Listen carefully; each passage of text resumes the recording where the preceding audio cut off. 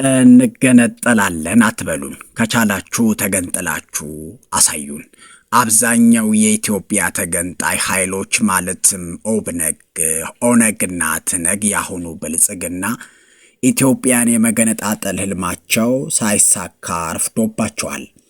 አንቀጽ 39ን ተጠቅሞ መገንጠል የሚችል የኢትዮጵያ ክልል የለም። እናየዋለን። ህወሓትና ኦብነግ ለቀድሞ ተገንጣይ የትግል ጓዳቸው ለሆነው ሻዕቢያ የኤርትራን ህዝብ ከናት ሀገሩ ለለየበት ለ35ኛው ዓመት እንኳን አደረሰ መልእክት ማስተላለፋቸው፣ የኦብነግ አመራሮች ኤርትራ በረሃ በድጋሚ መግባታቸውና የኢሳያስ አፈወርቂ አቀባበል የአብይ አህመድ ከፈለግን ኢትዮጵያን እናፈርሳታለን ወይም እንበትናታለን ወይም ሁሉን ኃይል እንለቀዋለን ዛቻ፣ ዶክተር ደብረጽዮን ራሱን የትግራይ መንግስት ፕሬዝዳንት ብሎ መጥራት መጀመሩ፣ የአማራ ህዝብ የትጥቅ ትግል እየተጠናከረ መምጣቱ፣ የደቡብ ሱዳንና የሱዳን መንግስት እስከ አባይ ግድብና ጋምቤላ ድረስ ዘልቆ የመግባት እንቅስቃሴና የኢትዮጵያን ግዛቶች የኛ ናቸው መልእክት ማስተላለፋቸው፣ ራሳቸውን ብቸኛ የጊዮን ባለቤት የሚያደርጉት ግብጾች ኢትዮጵያን መከበባቸውና በጥልቀትና በስትራቴጂ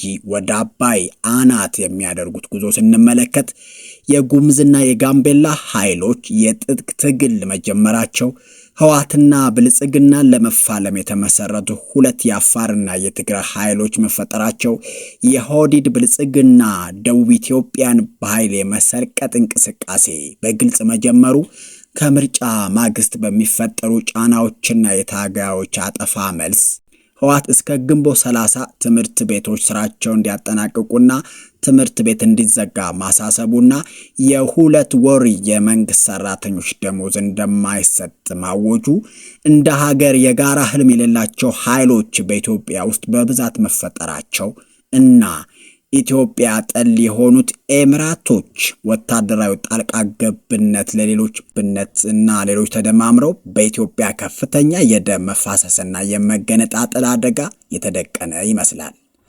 እና አማራስ ኢትዮጵያ የመበታተን ዕጣ ፈንታ ቢገጥማት ምን ማድረግ አለበት? የራሱን ሀገር እንዴት መመስረት ይችላል? ርስቶቻችንስ እንዴት ማስመለስ እንችላለን? የአማራ ርስቱ እስከየት ነው? አብይ አህመድ ወደ መገንጠልና የራሱን ሀገር ለመመስረት ቢገባ ወይም የኦሮሚያ መንግስት መስርቻለሁ ቢል ትግላችን መቀጠል አለበት ወይንስ ቆራሿ ክልላችን ይዘን እንቀመጥ? እስኪ በአስተያየት መስጫው ሳጥን ውስጥ ሐሳባችሁን አስቀምጡ። ደግሞ ሰብስክራይብ፣ ሼር፣ ላይክ እና ኮሜንት አድርጉ። ቀላል ነው። አብዛኛው የኢትዮጵያ ተገንጣ ኃይሎች ማለትም ኦብነግ፣ ትነግ፣ ኦነግ ይሁን አሁን የተፈጠሩ ኃይሎች ኢትዮጵያን የመገነጣጠል ህልማቸው ረፍዶባቸዋል ወይም ደግሞ በፈለጉት መንገድ በፍጹም ማድረግ አይችሉም። ወይም ህገ መንግስቱንና አንቀጽ 39ን ተጠቅሞ መገንጠል የሚችል የኢትዮጵያ ክልል የለም። በኃይልም ለመገንጠል የሚሞክር እንጂ የሚገነጠል ክልልም የለም። ያ ማለት በህግም በኃይልም ሀገር መሆን የሚቻልበት ጊዜ አብቅቷል ማለት ነው። ይህ ሀቅ ነው። እንዴት መሰላችሁ? ህወሓትና ኦነግ ህገ መንግስቱን ያዘጋጁት አንቀጽ 39ን መሃል ያስቀመጡት ኢትዮጵያ እንዳይገነጣጠሉ ነገር ግን እንዲናከሱ የሚያደርግ ብቻ ነው። ይህ በወቅቱ የገባቸው አይመስለኝም። ሀገር እናፈርስበታለን ያሉት ህግና ህገ መንግስት ከመነካከስ ውጭ የሚፈይደው ነገር የለም። ለምን እንደሆነ ታውቃላችሁ? ለምን እንደሆነ ከመናገሬ በፊት የትግራይ ህዝብ ነፃ አውጪ ግንባር ወይም ትነግ ወይም ህወሓት ለመገንጠል ተደራጅቶና ታግሎ መገንጠል ግን ሳይችሉ እንዴት እንደቀሩ ላጫውታችሁ። ህወሓት ኢህአዴግ ሳትሆን ወልቃይትንና ራያን እንደያዘች ሀገርነቷን ማወጅ ትችል ነበር። ግን የመገንጠልና የነፃ አውጭነት ማታለያ እያቀነቀነች ጉዞዋን ግን ወደ 4 ኪሎ ነበር ያደረገችው። ለምን?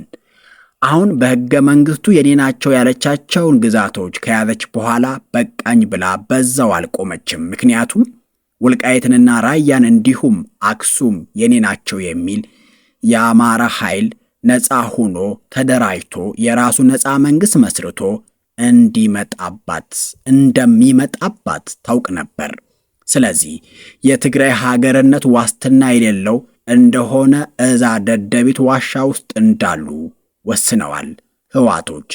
እሺ ይሄኛው ባያዋጣት ኢህአዴግ ሆና ሀገር በምትመራበት ዘመን እንኮ መገንጠል ትችል ነበር፣ ግን አልሞከረችውም። ለመገንጠል ታግላ በለስ ቀንቷት ሀገር ስትመራ የመገንጠል ጥያቄዋን ትታ ሳታስበው እና ሳትገነጠል ከ4 ኪሎ ተባረረች የሚሉ አሉ። ስተት ነው። ህወሓት ትግል ስትጀምርም ሀገር ስትገዛም አሁንም የትግራይ መንግስት ሆና የመገንጠል ዓላማ የላትም። መገንጠል ጭራሹኑ እንደሚያጠፋት ታውቃለችና ከአብይ ጋር ተኳርፋ ያ ሁሉ መሳሪያና የታጠቀ ወታደር ይዛ ህገ መንግስቱን ተጠቅማ በያዘችው መሳሪያና ኃይል ተማምና በሪፈረንደም ሀገር ለመሆን አልሞከረችም። እንዲያውም ወደ 4 ኪሎ ነው የገሰገሰችው። ለምን? መገንጠል ሊያጠፋት እንደሚችል ታውቃለችና ነው። ህወሓትም ኦነግም ወይም ብልጽግና ሀገር በመምራት ስበብ አማራን ከፋፍሎና አስሮ መያዝ ነው ዋናው ግባቸው። በፍጹም የመገንጠል ዓላማ የላቸውም። በሀገር መምራትና በመንግስት ስም አማራን አስረውና ከፋፍለው ካላስቀመጡት ራሳቸው ነፃ ሆነው አማራ ነፃ ከለቀቁት ከዛ ተባብሮ በአንድ ቀን ውስጥ ድምጥማጣችንን ያጠፋናል ብለው ያሰላሉ፣ ይሰጋሉ። እና ዋናው ስልታቸው መንግስት ሆነው አማራን ከፋፍለው ማንነቱን ለውጠው ማጥፋት ብቻ ነው የሚፈልጉት።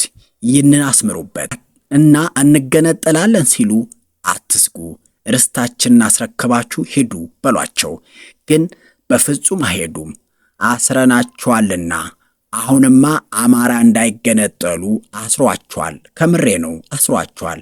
ምክንያቱም አልናገርም። አንቀጽ 39 ተጠቅሞ መገንጠል የሚችል የኢትዮጵያ ክልል የለም ብያችሁ ነበር አደል? አዎ፣ አንቀጽ 39ንና ህገ መንግስቱን ተጠቅሞ መገንጠል አይቻልም። ዋናው ምክንያት ደግሞ ራሱ ህገ መንግስቱ የፈጠረው ስህተት ነው።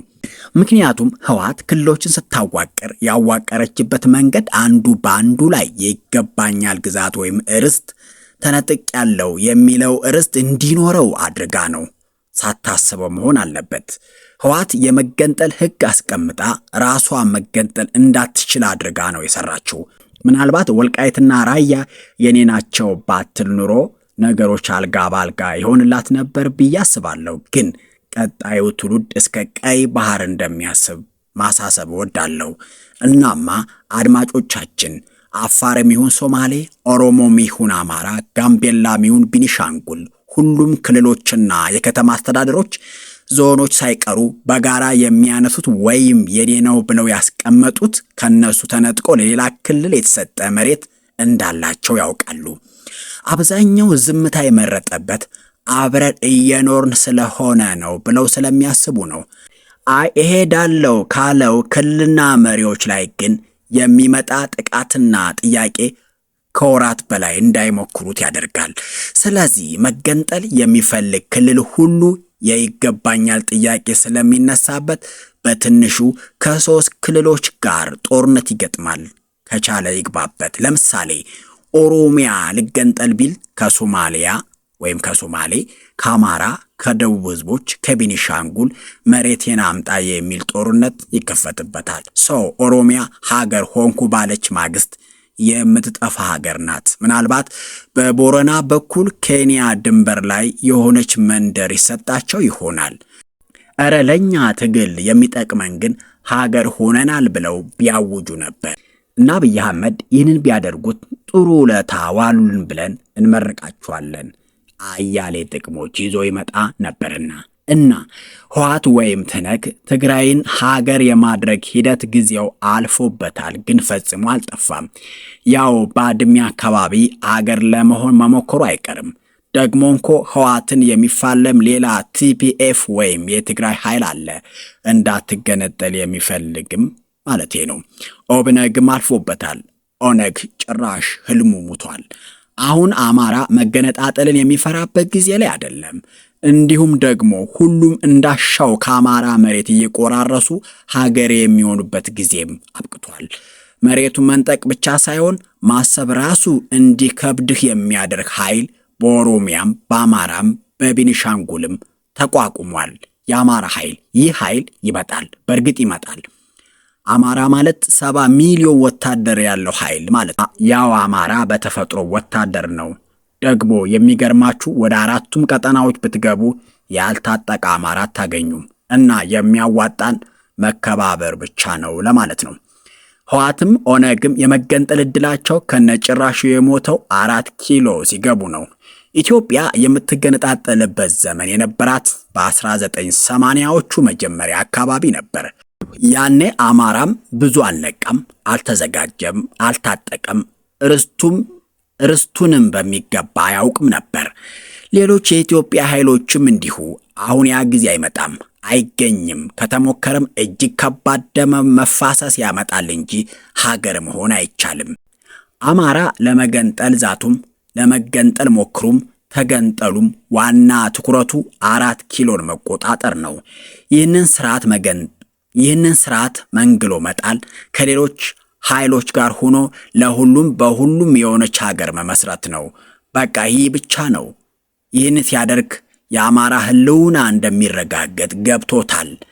ርስቶችንም ለመጠየቅ፣ ለማስከበር፣ ለማስመለስ የመጀመሪያው ዓላማ ይህንን ስርዓት ማስወገድ ነው።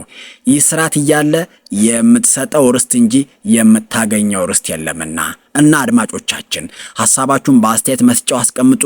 ደግሞ ሰብስክራይብ ማድረግ አያስከፍልምና ሰብስክራይብ፣ ሼር፣ ኮሜንት አድርጉ።